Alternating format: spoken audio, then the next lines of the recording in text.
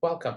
In this video, I'm going to talk about the legal regime of the most favored nation clause in the GATT 94, and I will also talk about the two major exceptions to MFN under the GATT 94, and those are preferential trade agreements, also known as regional trade agreements or forms of economic integration such as free trade areas and customs unions, and the second major exception is the so-called special and differentiated treatment of developing countries.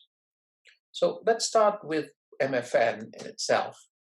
Now, MFN is one of the applications of the principle of non-discrimination as set out in the original GATT of 1947, and it provides protection against forms of discrimination that will differentiate the treatment given to goods depending on the country of origin or destination.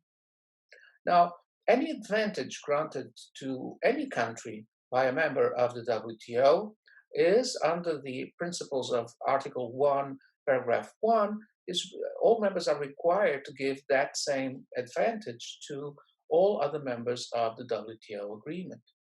Now, MFN covers both de jure or direct discrimination, that is to say, measures that clearly identify the different treatment for goods coming from different goods, so where there's an express form of discrimination, as well as de facto or indirect discrimination. You can see in this excerpt from the panel report in the Canada Pharmaceutical Patents case that de facto discrimination is really a global term to designate what are essentially more subtle forms of discrimination according to the origin of goods. And so, as the appellate body has also confirmed, even origin-neutral measures can be discriminatory and thus be considered to be incompatible with Article 1, Paragraph 1 of the GATT. So what is the test that we have to apply in order to ascertain whether a measure is compatible or not with Article 1, Paragraph 1? The test in order to apply MFN is firstly to determine whether the measure in question is one that is covered by Article 1, Paragraph 1. The second question is whether that measure actually grants an advantage on imports or exports depending on their origin. And then we have to see whether these products are considered like products. And that's a concept that, as we will see, comes up in a number of provisions in the GATT 94. Finally, whether or not there has been a form of discrimination that runs counter to the principle of MFN. Now, the appellate body has, on a number of occasions, explained why MFN is such a key principle in the WTO legal system. So on the one hand, we have this idea that this is part of the principle of non-discrimination in terms of trade, and also this idea that Article 1, Paragraph 1 is also one of the key provisions in providing protection of the value of concessions negotiated reciprocally. So that is why it is one of the cornerstones of the WTO, or one of the pillars of the WTO trading system, and it protects the equality of conditions of competition between like imported products from all members, as you can see in this excerpt from the EC Seal Products report by the appellate body. Now, let's consider an example to see what is the meaning of MFN. And let's suppose that we have these three countries, A, B, and C. A imports laptops from B and C, but it applies a different tariff. Okay, so imports coming from B are subject to a tariff duty of 10%, whereas laptops coming from C are subject to a tariff duty of 20%. Now, if A and C are members of the WTO, this means that MFN will apply. And so, at MFN, the most favored rate is no longer 20%, obviously, but rather 10%. So if A and C are part of an international agreement, such as the GATT 94, that establishes MFN treatment, then the tariff to be applied on imports coming from country C will be the lowest possible tariff, and that is 10%, the lowest tariff that is applied to imports of laptops by country A. Okay, now this is an example drawn from a real case, the Spain unroasted coffee case of 1981. This was a panel decision and was obviously before the WTO was created. And in this case, Spain in 1979 changed its tariff act in order to distinguish between various types of unroasted coffee. Now, under this distinction, Colombian mild coffee and other mild coffees are imported at a duty of 0%, so they're duty-free. Whereas unwashed Arabica, Robusta, and other types of coffee are subject to a duty of 7%. Now, Brazil complained that due to this change in the Spanish tariff classification, it was injured in its trading interests because it was now subject to this duty of 7%, and most of its exports to Spain were actually unwashed Arabica, and so they were subject to a tariff, whereas coffee coming from Colombia and others that was not unwashed Arabica, but Colombian mild or other mild coffees were imported duty-free. Now, if we think about coffee, and here you can see, so we're talking about unroasted coffee, so those would be the green beans that you have on your left side. There are different varieties of coffee, and you can think, for instance, of the differences between Robusta and Arabica. Now, if you look at the grains, obviously you will not find them to be that different, but there are a number of different characteristics that make Robusta, for instance, a coffee grain that has twice as much caffeine as Arabica. Because of its components, it creates it's very good for creamy espresso. So if you like a creamy espresso, it will probably have at least some Robusta blended in. And it is much cheaper than the Arabica variant of coffee. Now, Arabica, on the other hand, is sweeter. It has more nuanced flavors, but it is also more expensive. Now, as the panel analyzed this issue, the panel looked at least three key indicators to establish whether or not the mild varieties of coffee were like products to the unwashed Arabica or also to Robusta and other coffees. Now, the panel looked first at product characteristics, and it stated something that is commonplace for many agricultural products, and that is that differences resulting from geographical factors, from the cultivation methods used, the processing of the beans in this case, as well as genetic factors, will lead to differences in terms of the organoleptic characteristics of coffee. Secondly, the panel also looked at the end uses, and what it found was that, well, unroasted coffee is mainly consumed in blends. So it is presented in a blend of different varieties of coffee, which are then roasted and marketed as coffee. Furthermore, the end use of coffee is ultimately the same. So coffee is coffee regardless of the varieties that you use to make that coffee. And it is used as a product intended for drinking. So the end use from the consumer's perspective was the same. And this made the consumer look at these two products as having a competitive relationship, as being very close substitutes, to say the least, if not really identical products. A final factor that influenced the panel's report was also the customs classification. Spain was the only member of the GATT at the time to have a tariff regime that distinguished between these types of unroasted coffee grains. And so no other country had this differentiation, neither in terms of customs classification nor in terms of the applicable duty rates. So the panel found in favor of Brazil in this case and considered that the Spanish measure, by introducing this discrimination, this differentiation between different types of coffee, was actually in breach of MFN. Why? Because Brazil's exports to Spain were mostly from the variety that was now subject to this 7% duty, whereas other exports of coffee to Spain were made duty-free. Okay, so there are a number of pros and cons of MFN. So let's look first to the pros, to the positive aspects of MFN. Now, MFN is sort of the legal translation of the principle of comparative advantage. Under this economic principle, the world would be best off, that is to say, we would have a more efficient global economy if consumers could buy goods from the most efficient producer. By eliminating discrimination between nations, between countries taking part in international trade, what MFN does is it allows for the effective functioning of the market system. And so if there's no discrimination, then consumers will buy their products from the country that has a comparative advantage in producing that good.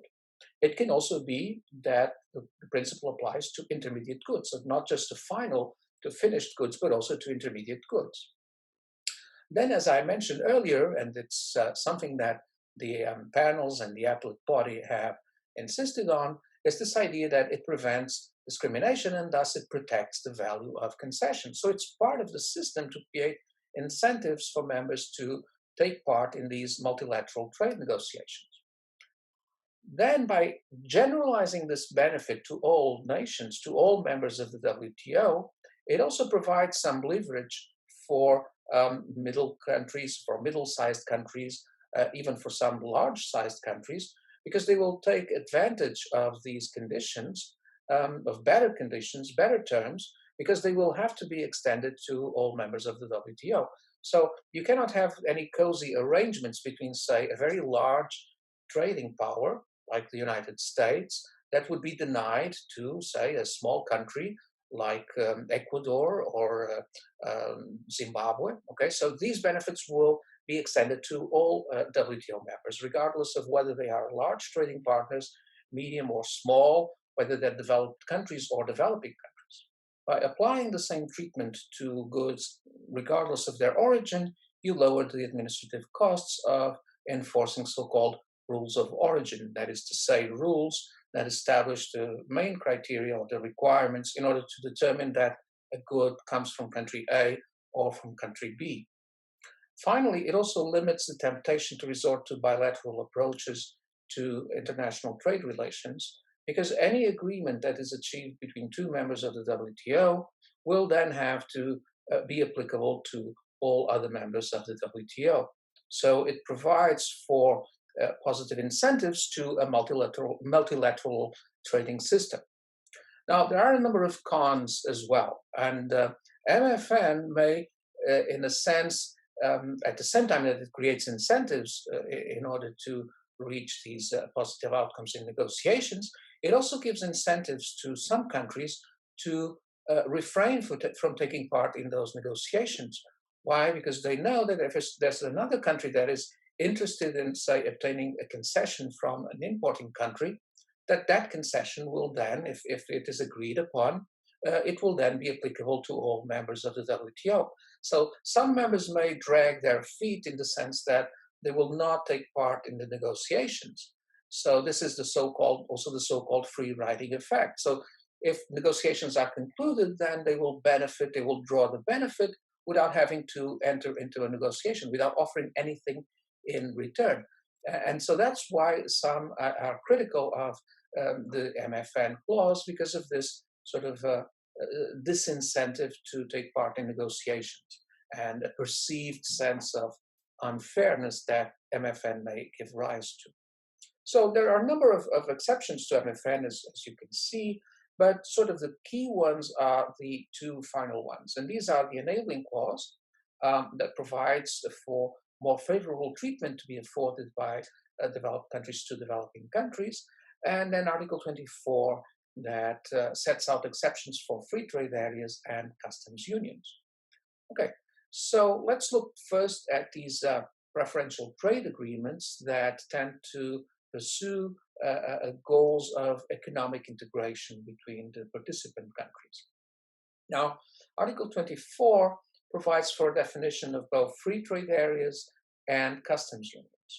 Now, in a free trade area, as you can see, you have a group of 2 or more customs territories in which all the duties and other restrictive regulations of commerce are eliminated on substantially all the trade between constituent territories. So substantially all the trade has to be involved in order for an agreement that leads to the elimination of these obstacles to trade, both tariff and non-tariff obstacles to trade, is deemed compatible with Article 24 of the GATT 94. Now, a customs union goes further than that, because in a customs union, you no longer have separate customs territories. The objective of a customs union is to unify pre-existing customs territories, so previously independent customs territories, and unify them into a single common customs territory. Now, this means that you will have, on the one hand, an elimination of duties in terms of all goods traded between the constituent countries, regardless of their origin. Notice that the definition of a free trade area says that you have to have goods coming from one of the constituent countries. So if a good comes from a third country, once it is imported to one of the members of a free trade area, if it is then subsequently re-exported to another country that is a member of that free trade area, it will then be subject to the applicable tariff. Why? Because it did not originate within the free trade area. And so free trade areas eliminate all these obstacles, but only to goods that have originated within one of the constituent countries. So as you can see, free trade areas are one of the cases where you do need rules of origin, because you need to determine, whether a good coming from country B to country C, whether it really originates in country B or whether it comes from, another country around the world. Now, customs duties go further also in the sense, not just in the sense that the goods covered, so the goods that are not subject to any restrictions are now all the goods that are admitted into the common customs territory, but also you have a single customs tariff, so a single tariff applicable to third countries, and you also have an harmonization of all the trade and so tariff and non-tariff obstacles vis-a-vis third countries. Now, I'm going to give you a few examples in a minute, but first let's just introduce a couple of concepts. One is the concept of trade creation. Now, one of the reasons why the GATT is so friendly to these forms of economic integration is that it sees these forms as a way to promote freer trade. So in a sense, we are contributing to liberalizing trade, albeit within a restricted number of countries, those that take part in one of these agreements. But on the other hand, we have to take care that this trade creation effect, that is to say, fomenting trade between these countries by eliminating obstacles to trade, is not dominated by so-called trade diversion. That is to say, the effect that because you now have economic integration between these, say, two countries, goods coming from third countries will now face harsher conditions of competition in the market created through this economic integration agreement. Okay, so let's look at an example of a free trade area and its impact on trade with third countries. Now, in this case, we have countries B and C forming a free trade area amongst themselves. Now, T stands for the tariff applied on imports of laptops. So the tariff on laptops imported to country B, B's tariff on laptops is 10%. C has a higher tariff of 20%.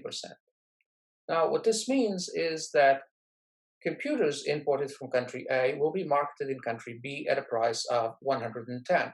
We're disregarding here any possible transportation costs just to keep things simple. Now, that's slightly lower than the cost of producing laptops in country B, which is 111 euros. And so B's consumers will be better off buying these imports, by buying their laptops from country A rather than laptops produced locally. What we have is that all the tariffs on imports between B and C, all of those tariffs will now be eliminated. So goods produced in B, in this case laptops produced in B, will now be imported to country C. Now, the problem here is that because of this, this is a free trade area, C will now buy their laptops from country B. Why? Well, you can see that in the two geometrical figures to the right-hand side. The price of imports from B in country C is 111 euros, whereas goods coming from country A, these laptops coming from country A, because they're charged with this 20% tariff, they can only be marketed at a price of 120. Now, because 111 is cheaper than 120, this means that C will now buy laptops from country B, and country B is not an efficient producer or as efficient a producer as country A.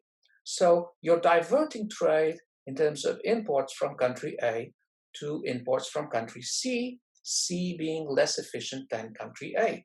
That's what we mean by trade diversion. Now, the same thing happens if instead of a free trade area, B and C form a customs union. Now, if they form a customs union, they will have to have a common tariff vis-a-vis third countries. So instead of having a tariff applied by B and another tariff applied by C, all imports of laptops from this common tariff are now subject to this duty of 15%. Now, this means that goods coming from country A will now be more expensive in country B, so you won't even have the exports of computers, of laptops from country A to country B that you had in the previous example, and so that you're going to have even more trade diversion than the one you had before. Now, obviously, we could look at this on the other hand and see that the tariff of 20% that was levied on imports from country C is now lower. So C used to have its own tariff of 20%. Now we apply the same, the common tariff, and that duty is lower, it's 15%. But because of the creation of the customs union, as you can see, C's consumers will have a better deal if they buy their laptops from country B. Why? Because the price of these laptops from country B is 111 euros, whereas the price of imported laptops from country A is 115 euros. So consumers will prefer to buy laptops from country B. So in this case, we will now have C again importing laptops from the less efficient producer, but also B will be producing laptops for its domestic market because it is subject to all the imports from A are now subject to a higher duty. So this increases the amount of trade diversion vis-a-vis a scenario that we had before of a free trade area. So to sum up, we have a number of benefits, but also a number of risks from these preferential trade agreements or economic integration agreements. So on the one hand, we have benefits. We have an increase in terms of allocative efficiency within the market because of the market expansion. The borders of the market expand. So, for instance, in the last scenario, firms in country B may now sell not just to the domestic market, but to C as well. And if scale economies are important, by increasing the size of the market, they may now become more efficient because the more computers, the more laptops they produce, the lower the cost of production. So they may ultimately become even more efficient than producers in country A. Now, this also increases the levels of investment, and it promotes economic growth because firms are now have an incentive to, by being more efficient, to increase their scale of production. Furthermore, this also promotes trade liberalization, at least as long as the constituent countries still have an interest in taking part in international trade. Now, as for the risks, there are a number of important risks that should not really be downplayed. On the one hand, we have the formation of trade blocs, and these trade blocs may then be more prone to adopt protectionist policies vis-a-vis third countries. Why? Because they will look at this from the perspective that most of their trade takes place within this preferential trade agreement. And so they will have incentives to be more protectionist vis-a-vis third countries. On the other hand, countries involved in these preferential trade agreements may now have less interest in promoting global trade. They're more interested in promoting trade relations with their partners in these preferential trade agreements. And finally, the problem with these international agreements, these preferential trade agreements, is that there are now several hundreds of them.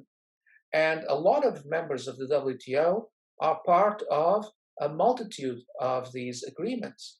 This creates something that is the so-called spaghetti bowl of preferential trade agreements. That is to say, you cannot really tell who's connected to whom, but what you know is that de facto, MFN has become an exception because most trade takes place between members of the WTO that are connected by some form of preferential trade arrangement.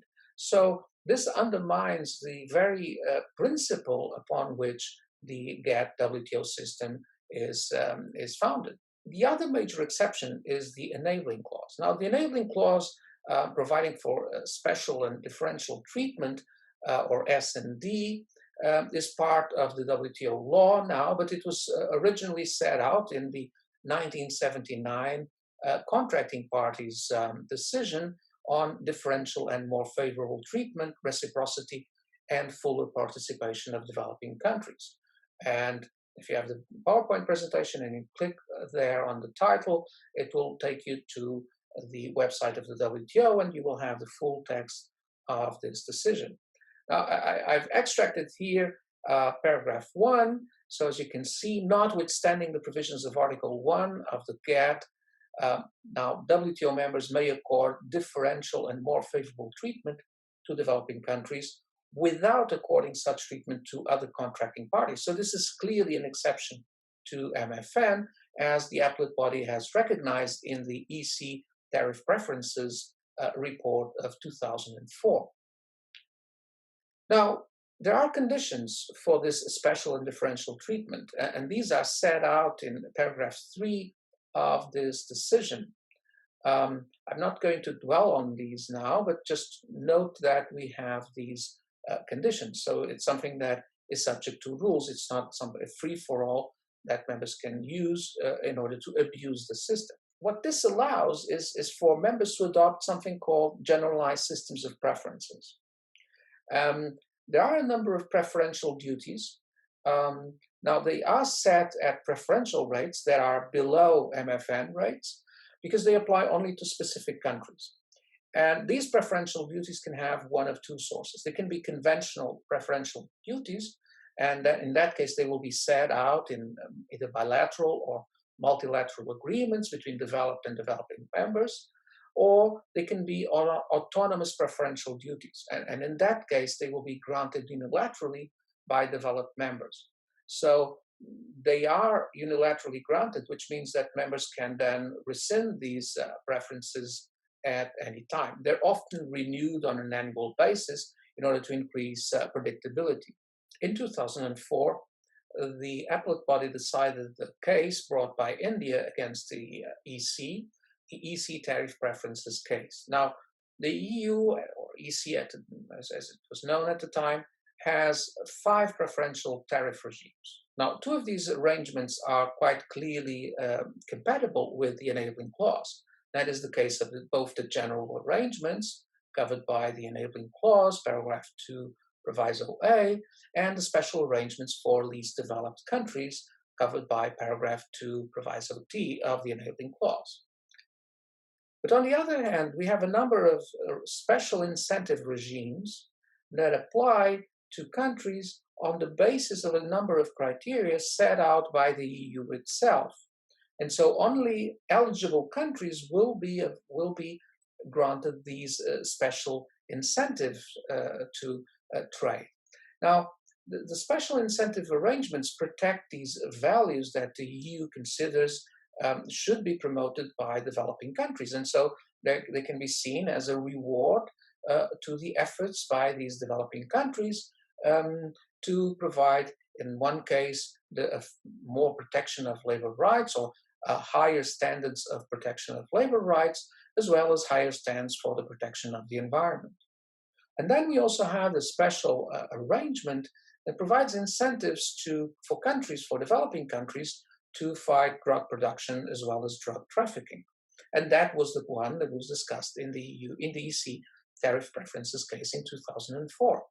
Now, with this regard, the panel report found it inconsistent with footnote 3 of paragraph 2 of the enabling clause, because the clear intention of the negotiators in the panel's perspective was to provide GSP, so generalized systems of preferences, equally to all developing countries, and to eliminate all differentiation and preferential treatment to developing countries, which was not the case because you had different criteria applying to different developing countries. Now, this was problematic because it not just put into question the compatibility of the special arrangements to combat drug production and trafficking, it also laid bare a possible risk of infringement in the two other more generally accepted systems of incentives, that is to say, the protection of labor rights and the protection of the environment. Now, the appellate body on appeal reversed the panel's decision and stated that not discriminatory treatment does not prohibit different tariffs, as long as such differential treatment meets the remaining conditions in the enabling clause. So members must ensure that you provide identical treatment to all similarly situated GSP beneficiaries, which in a sense also reminds us of something that we will find in Article 20, in the chapeau of Article 20, and that is the principle that you should not discriminate between countries where similar conditions prevail. So all these GSP beneficiaries that have the same development, financial, and trade needs should be treated equally.